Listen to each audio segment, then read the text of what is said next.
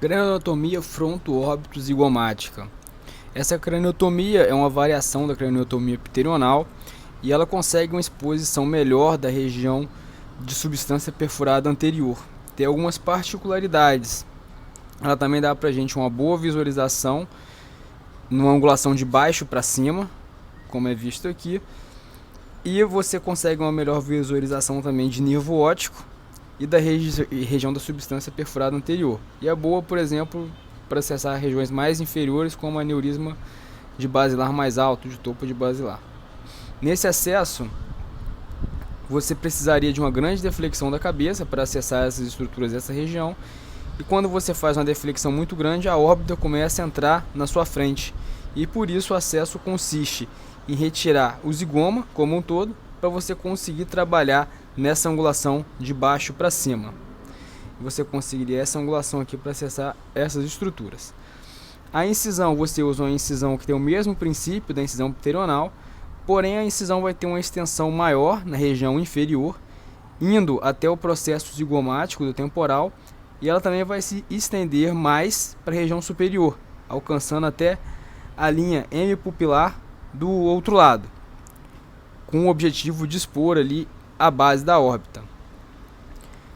Você tem também o princípio da craniotomia desse acesso, também é parecido com o princípio da pterional, onde você tem que usar ali o ponto temporobasal anterior como um ponto de trepanação, e você vai estender a sua craniotomia, a sua fresa, para a região mais posterior, expondo bem a região temporal, e você vai seguir a fresa bem próxima da região do zigoma.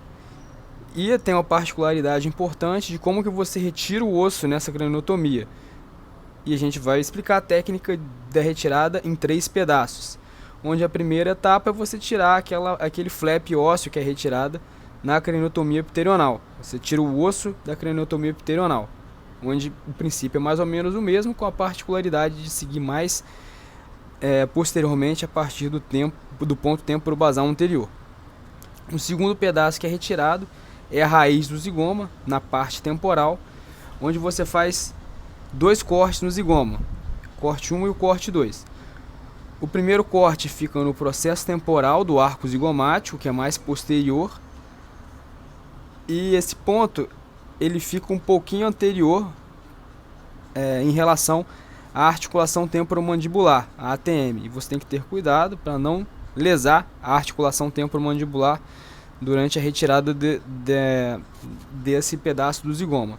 E o outro ponto é um ponto mais anterior, mais próximo da sutura, e aí você retira essa região aqui do zigoma, tá? Quando você tira a região do zigoma, o músculo temporal é rebatido inferiormente na região onde estava localizado o zigoma anteriormente. E o terceiro passo é você retirar o pedaço da órbita. A órbita vão ter 2 forames dentro dela, a fissura orbital superior e inferior, e o objetivo é tentar como se fosse ligar esses 2 pontos. E você usa também ali a eminência malar e a fissura e o forame supraorbital. E essa craniotomia da órbita é feita passando superiormente ali na região do forame supraorbital, ligando o forame supraorbital até a fissura orbital superior. Você passa a craniotomia por cima e liga com a fissura orbital superior. Em uma segunda etapa você liga a eminência malar com a fissura orbital inferior.